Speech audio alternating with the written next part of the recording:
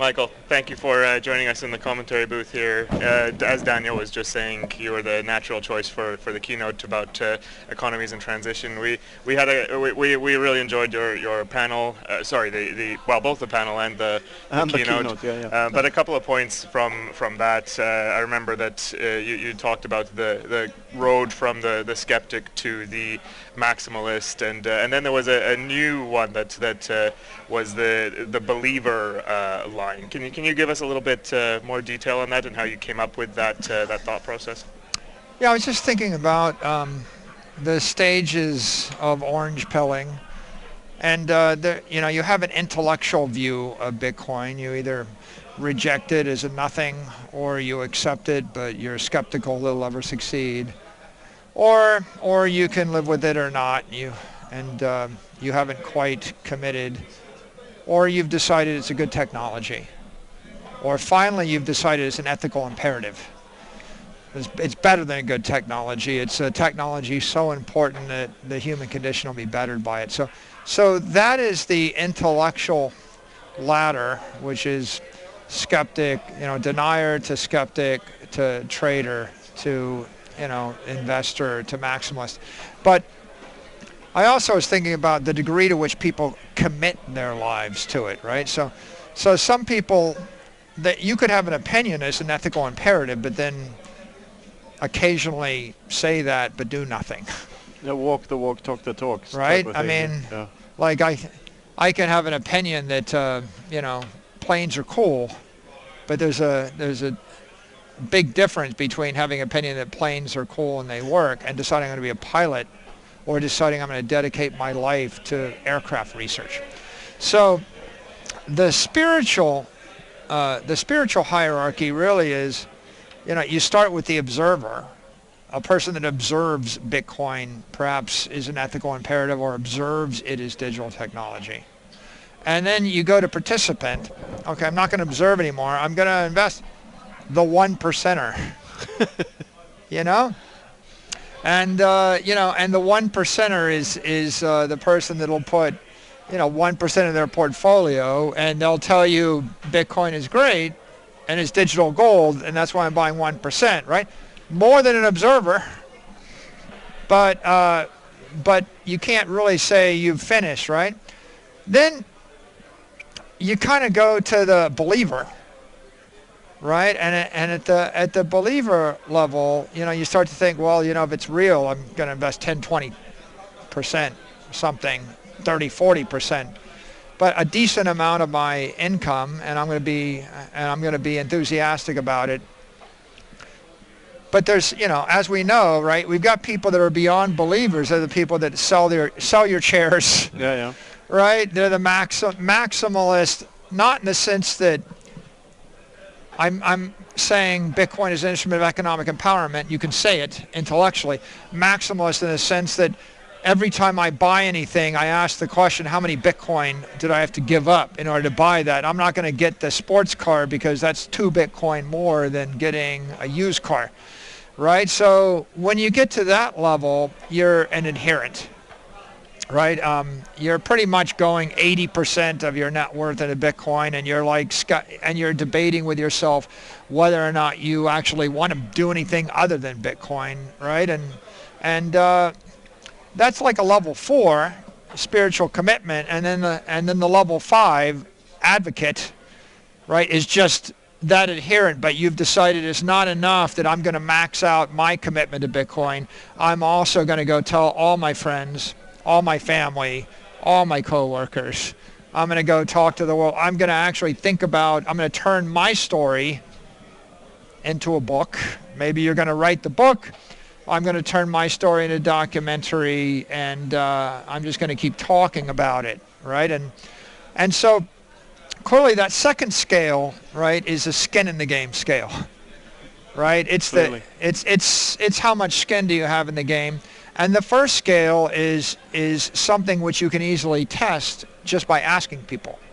And of course I think now about a two-dimensional XY quadrant. I'm like, are you 1-1? Are you down here and you're kind of an observer in denial? That's the person that's heard about it and thinks it's tulips, right?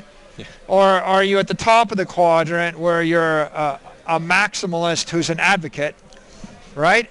And when we think about orange pilling someone or educating them, we're really trying to get to click them up, you know, from the lower left all the way to the top right. And not everyone's going to get to the top right.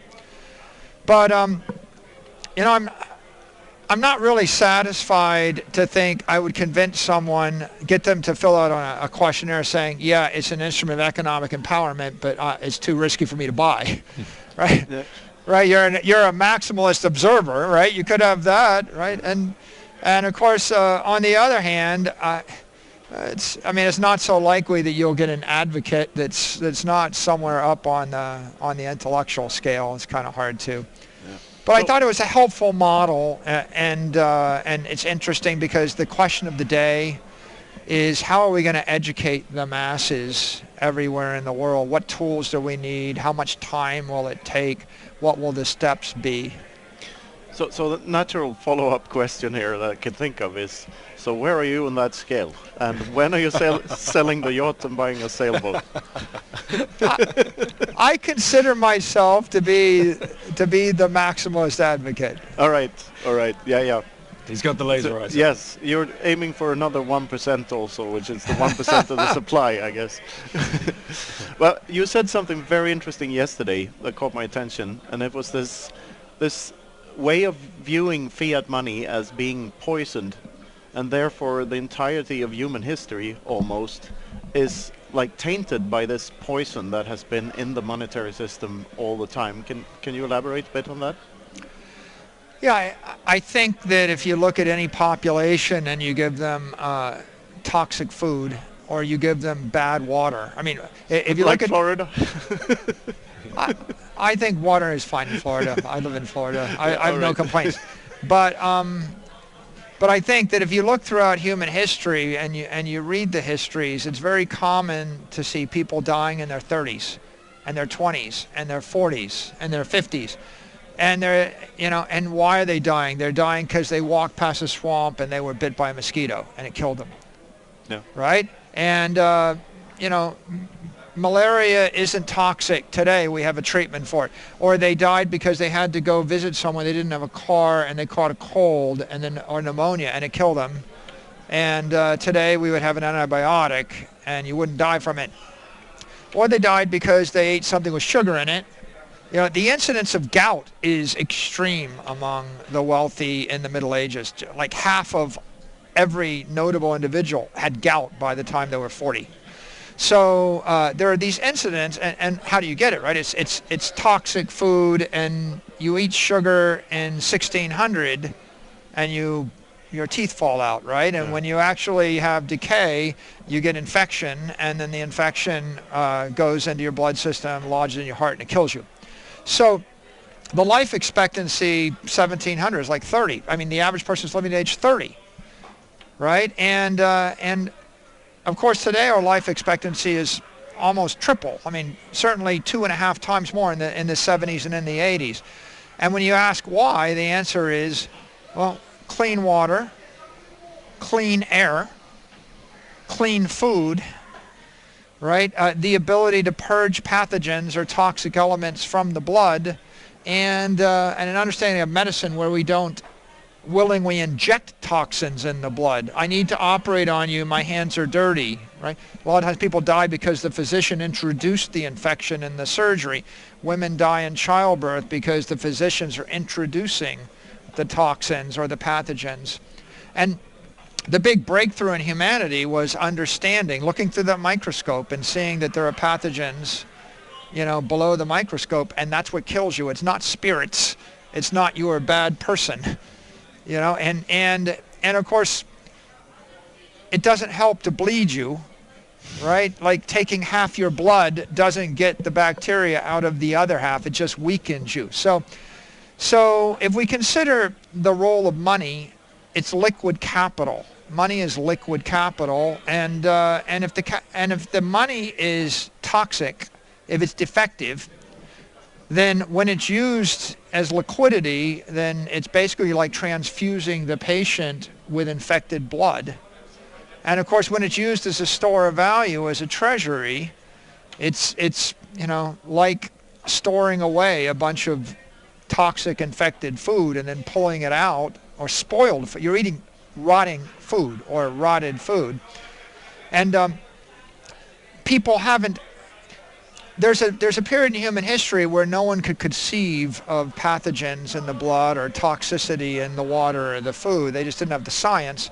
And then there's an inflection point where once you realize that, you know, the food could be bad, the water could be bad, or your blood could be infected. Once you get to the inflection point, the world opens up, and now you start thinking about health and humanity differently. I think before Satoshi, no one could conceive of toxic money because no one had ever seen non-toxic money. If you live 2 million years ago and someone says, whoa, you're not drinking clean water.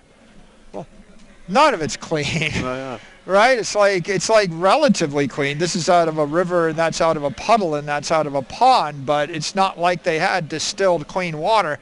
Now, if you took a modern human being and you dropped them 1 million years ago, and you said, look around, they would say, I can't drink any of this. Right? You see, so most of the things that were normalized, you wouldn't engage in. And post-Satoshi, now you actually have a non-defective asset, which can be used as, as money, and you can also use it as property. Once you see a non-defective asset used as property, now you understand why every other company went bankrupt. And now you see why companies fail. And now you see, here's a profound idea. Most companies want to run with negative working capital. That is to say, if I have $1 billion and it's losing 10% of its value a year, I'm losing $100 million a year by holding it. What's negative working capital? Well, I borrow $1 billion, yeah, and I have negative $1 billion, and if the money is losing 10% a year, I'm making $100 million. I'm paying 7% interest, I'm making 10%, so I'm actually making $30 million on the spread by having negative working capital. Yeah. But the lesson we taught everybody is that capital is toxic. And of course, that's like teaching you your blood is toxic, and the solution is bleed it all out of you. Well, the capital isn't toxic, it's the flavor of asset you used as capital is toxic. And once you understand that, then you realize that the way you build a family, or the way you build a company, or the way you build a country is on a foundation of non-toxic capital. So the toxic maximalists Clean are the money. least toxic people in the world. That's excellent. That's an excellent way of describing it. No, that was an excellent answer to the question, and I think we'll wrap this up. So, any last words about the transitioning economies, the theme of this afternoon? Daniel, briefly. No, I think go watch the panels, people. If you haven't caught them live, go back and watch them, because it's all covered there. Michael's keynote at the last panel here as well. Preston did a great